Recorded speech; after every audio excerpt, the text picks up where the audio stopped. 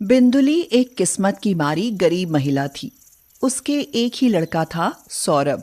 वह 7 वर्ष का था। बिंदुली के पति का देहांत कुछ साल पहले ही हो चुका था। वह दिल्ली में अशोक विहार के सेठ रमन प्रसाद के यहाँ खाना बनाने का काम करती थी। वह अपने बेटे सौरभ को बड़े कष्ट से पाल रही थी। उसका स्कूल में एडमिशन भी करवा दिया था।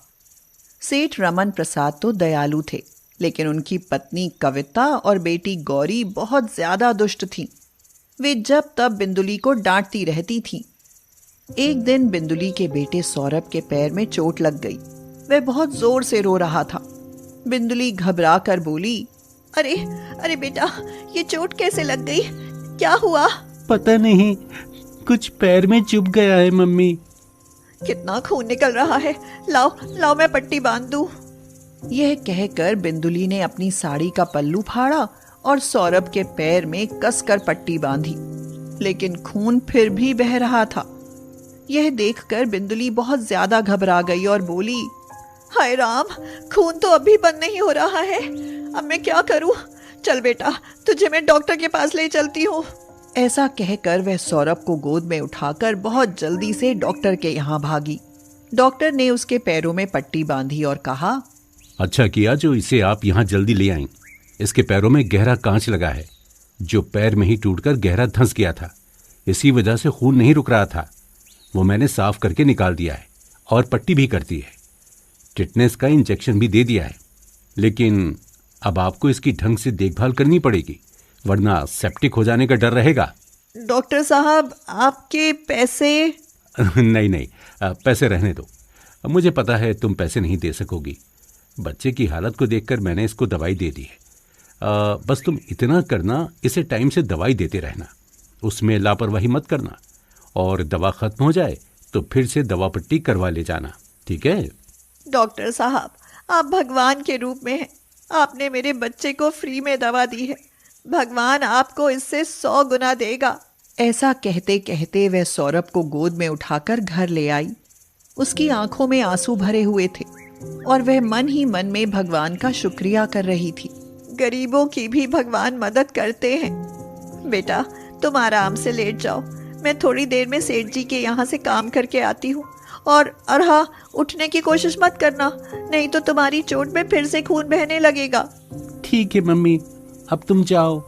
बिंदुली का जाने को मन नहीं हो रहा था, लेकिन मजबूरी थी। वह जानती थी कि सेठानी कविता का स्वभाव बहुत कर्कश है।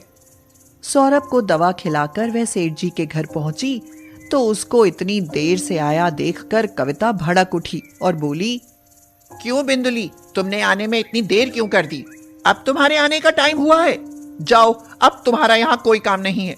मुझे इतनी लेट लतीफ नौकरानी नहीं चाहिए। अगर ऐसे ही आया करोगी तो मैं तुम्हें निकाल दूंगी। नहीं नहीं मालकिन, ऐसा मत करो। अब मैं जल्दी आया करूंगी। दरअसल मेरे बेटे को बहुत गहरी चोट लगी है। मैं उसे दवा दिलवाकर घर में अकेला ही छोड़कर आई हूँ। रहम करो मालकिन, रहम। चलो ठीक है, आज छोड़ देती हूँ। कल से देर मत करना। अपने लड़के को यहाँ अपने साथ ले आया करना, जिससे तुम्हें लेट होने का बहाना ना मिले। और हाँ, जब तुम्हारा लड़का यहीं होगा तो फिर बर्तन भी साफ कर दिया करना। तुम्हें खाना भी दे दिया करूंगी। ठीक है मालकिन। इस तरह से चालाकी से कविता ने बर्तन साफ करने का काम भी उसे सौंप दिया। अगले दिन से वह अपने बेटे सौरभ को अपने साथ लाने लगी। वह अभी चोट के कारण स्कूल नहीं जा सकता था, इसलिए वह अपनी किताब साथ में ले आता। बिंदुली जब तक घर में काम करती रहती, तब तक सौरभ एक कोने में चुपचाप बैठा पढ़ता रहता। गौरी बहुत बिगड़ी हुई बदतमीज लड़की थी। उसने सौरभ से कहा, जा मेरे लिए बाजार से चॉकलेट लेकर आ। अभी घर में कोई और सर्वेंट नहीं है। लेकिन सौरभ के पैर में चोट थी, इसलिए उसने जाने के लिए मना कर दिया और कहा, मेरे पैर की चोट दुख जाएगी, मैं नहीं जा सकता, और मैं पढ़ भी रहा हूँ। स्टूपिड कहीं का, एक तो नौकरानी का बेटा, ऊपर से इतना घमंड। पढ़ाई तो मैं भी करती हूँ, तू ज्यादा पढ़ाकू बनता है। अभी बताती हूँ तुझे। ऐसा कहकर उसने सौरभ के गाल पर एक तमाचा जड़ दिया। उसने सौरभ की किताब पर झपट्टा मारा और किताब फेंक दी। सौरभ रोने लगा। बिंदुली को बहुत बुरा लगा। उसने कविता से शिकायत की। गौरी ने ठीक किया। तुम्हारे लड़के के दिमाग इतने खराब हैं कि ऐंठ दिखाता है, जैसे नौकरानी का बेटा नहीं कोई राजकुमार है। अगर वह बाजार से चॉकलेट लाकर दे देता तो क्या बिगड़ जाता? इसमें इतना बुरा मानने की क्या बात है? अगर इतना ही बुरा लग रहा है ना तो उसे अपने घर में रखो, यहाँ मत लाया करो। अब बिंदुली चुप रह गई। वह बहुत बड़ी मुसीबत में फंसी हुई थी। ना तो वो नौकरी छोड़ सकती थी और ना वह सौरभ को यहाँ ला सकती थी। लेकिन परिस्थितियों ने सौरभ को बड़ा बना दिया। उसके आत्मविश्वास को ठेस लगी थी। अगले दिन जब बिंदुली काम पर जाने लगी तो सौरभ ने कहा, मम्मी तुम जाओ, मैं घर पर रहूंगा, और वैसे भी पैर ठीक होने पर मैं स्कूल जाया करूंगा। 15 साल गुजर गए। सौरभ ने दिन रात पढ़ाई की। स्कॉलरशिप हासिल करके वह आगे बढ़ता गया और वह जिला अधिकारी बनकर अपने ही एरिया में आ गया। अब बिंदुली ने काम पर आना बंद कर दिया था। उधर सेठ रमन प्रसाद को बिजनेस में तगड़ा घाटा हुआ और वे रोड पर आ गए। उस सदमे में वे बीमार हो गए। एक दिन एक बड़ी सी कार पर सौरभ के साथ बिंदुली आई। सौरभ को देखकर कविता और गौरी ने उसका स्वागत किया। उन्होंने सौरभ को नहीं पहचाना था। उन्होंने यही समझा कि यह डीएम है। लगता है आपने मुझे नहीं पहचाना। मैं वही नौकरानी का बेटा सौरभ हूँ। सेठ जी को देखने आया हूँ। कविता और गौरी की नजरें शर्म से झुक गईं, क्योंकि अब तो उनकी हैसियत नौकरानी की तरह भी नहीं थी।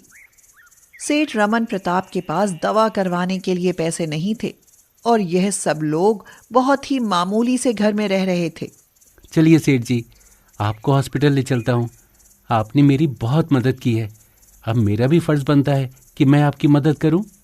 रमन प्रताप सौरभ की उदारता को देखकर बहुत ही ज्यादा खुश थे। गौरी ने आगे बढ़कर कहा, सौरभ जी, मुझे माफ कर दीजिए।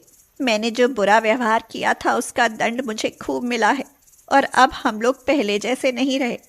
अब हमें अच्छी तरह से पता चल चुका है कि गरीबी का कष्ट क्या होता है। प्लीज मेरी कहीं जॉब लगवा दीजिए जिससे मेरी गुजर हो सके। सौरभ ने अच्छे हॉस्पिटल से रमन प्रताप का इलाज भी करवाया और गौरी की जॉब भी लगवा दी। अब कविता और गौरी दोनों ही सौरभ की तारीफ करते नहीं थकती थीं। वे अक्सर लोगों से कहती, गरीब और अमीर में कुछ नहीं होता है। आदमी के अंदर इंसानियत होनी चाहिए। जैसे सौरभ ने हम लोगों की आंखें खोल दी और अपने साथ साथ हम लोगों की जिंदगी भी खुशियों से भर दी।